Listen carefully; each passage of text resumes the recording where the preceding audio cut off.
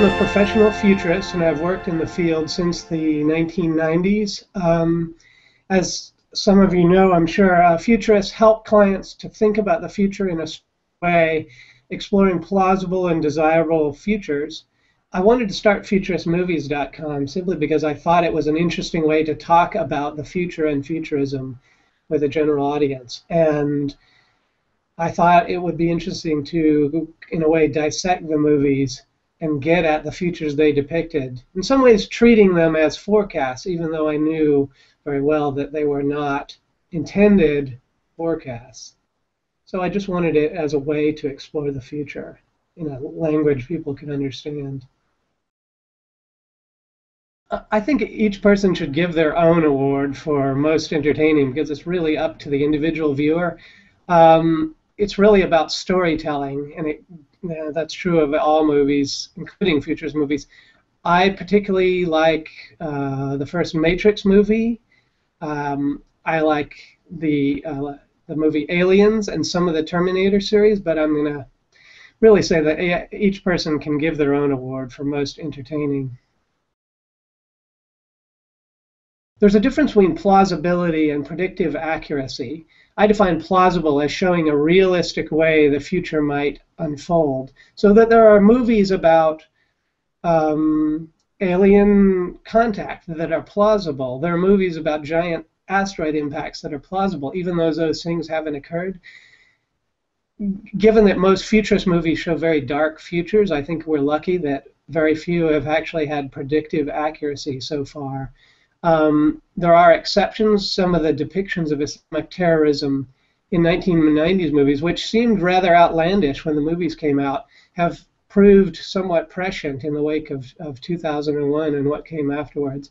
So really silly movies like True Lies, which is a Arnold Schwarzenegger action movie, well, it proved to have some accurate elements. I think a movie that really shows a plausible way the future might unfold includes Deep Impact, which shows sort of the social and individual responses to an impending disaster. And there are other movies like that that sort of capture what you think might actually happen. When you're trying to evaluate the movie that has the least accurate portrayal of the future, you look at some movies that are, for instance, about time travel or travel between the stars, and you say, well, they are probably really inaccurate, but we're not sure because we don't really know the laws of physics that govern them. But then some things just depict impossibilities, and perhaps the most impossible movie that comes to mind that still portrays itself as a futurist movie is Waterworld, which shows a completely flooded world, which just can't happen. There just isn't that much water available. So I might have to give it to Waterworld. As a futurist, when I think about user interface, I don't think that there's going to be one solution. And so I think that the real future of user interface is scattered throughout many films. For instance, the 3D information displays in Prometheus and other films, embedded connectivity in The Sixth Day, in which appliances are communicating with the internet, head-up display in Iron Man. I think you really can't give it to one movie because a lot of movies are showing interesting outcomes that are likely. Interesting technologies show up in all kinds of films, including films that are otherwise kind of junky. And so I think of the tiny hummingbird-like killer drone in Dune, which might tell us more about the future of warfare than all the giant mech battle suits in other movies. Or think of the flying news camera in Back to the Future, which I think hints at surveillance futures to come. Or in Minority Report, the little swarm of police spiders. Those are all quite interesting technologies that reveal something about the future.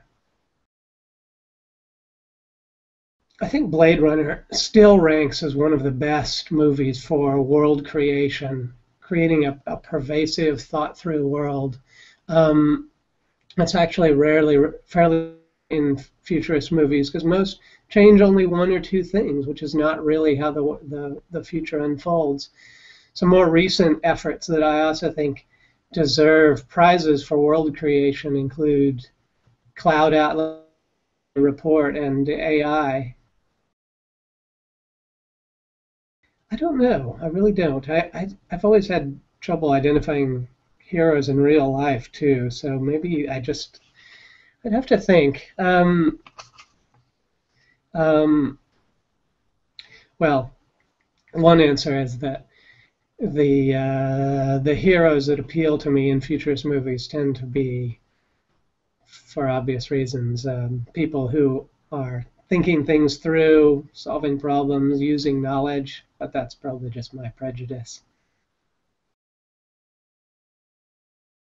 To me, the best dystopian villain in future films is essentially us, humanity at large, because the movies which really get my attention and seem somewhat plausible are which humans have made very bad choices. In 12 Monkeys, for instance, a biologist on his own has decided to wipe out humanity using an engineered plague. In The Handmaid's Tale, Christian fundamentalists have seized power in the United States and imposed an authoritarian regime. In Children of Men, we don't even know who the villain is exactly. It seems to be just a choice that we made and unknowingly caused complete sterility in the human race. In Children of Men, we don't really know who the villain is, but it was probably just us as consumers and technologists making a choice accidentally. For future of money in retail, I think one of the best is still Minority Report, which depicts ubiquitous personalized selling in a disturbingly plausible way. In communications devices, we're heading toward flexible and increasingly invisible devices, and I think one movie that showed that in an interesting way was the recent remake of Total Recall, in which people simply have to touch any glass-like surface to summon up a communication interface based on chips embedded in their hand. I think that's more realistic than people carrying around a particular device for all purposes. Very few movies take it seriously, and I think despite it being 40 years old, 2001 is still one of the best depicting how it would be to be in space. It's just a very silent, cold, long process, and it will be for the foreseeable future, decades to come. So I would give that to 2001 still. Very few movies are even exploring what we're going to be doing in the next few decades, which is probably the moon, asteroids, and Mars. The movie Red Planet has actually moments that I think suggest what it'll be like when we are all collectively watching a Mars mission from Earth.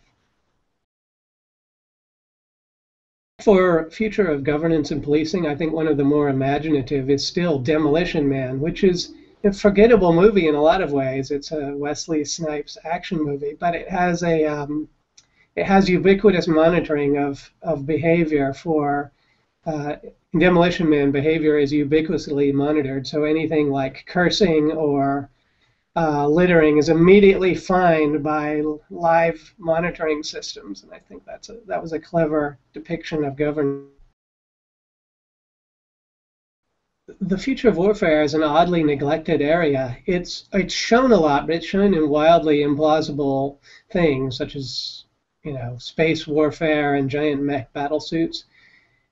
For the time being, for the next couple of decades, it appears that just movies about contemporary warfare are also movies about the future of warfare, and no one really has made movies that show where we're likely to go with robotics and drones and widely distributed sensors. I'd like to see somebody make a movie like that. One movie that I can't say I like, but I respect is AI, artificial intelligence, because it just suggests how very bleak the idea of humans replacing themselves or being replaced by robotic or singularitarian technologies is. That movie stuck with me as a vision of the future worth paying attention to.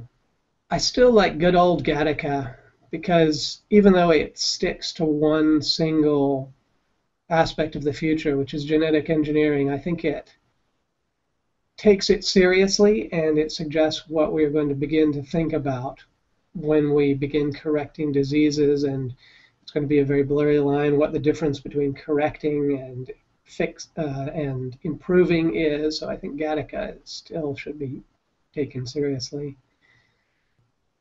Another interesting movie to me is Children of Men because it depicts a disaster, which is kind of plausible.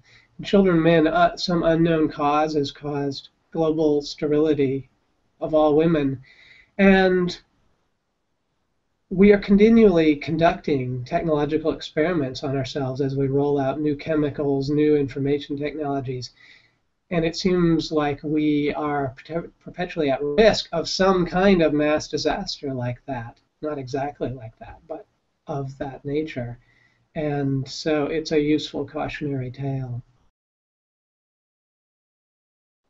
You know, a movie that I would like to see come true is Jurassic Park, not the eating people, not the dinosaurs eating people part, but I would just like to revive some extinct animal. But we could start with Pleistocene animals like mammoths and giant ground sloths. That's just a movie vision I'd like to see come true. Yeah, unfortunately, it's a long time before we can recreate a dinosaur, but we've got a shot at mammoths and things. A movie series that also offers an interesting future to me is the Star Trek series because it's one of the few that depicts a mostly positive future. In Star Trek, humans have essentially resolved their differences and they've figured out how to be kind to each other and spread prosperity universally. And many people still respond to the vision of Star Trek in all its incarnations for that reason, that it's a rare positive vision. If you've seen the movie Solaris about alien contact, I think that is a great movie about alien contact. Unfortunately, that doesn't make it a good movie because aliens are going to be tremendously strange and confusing and hard to understand.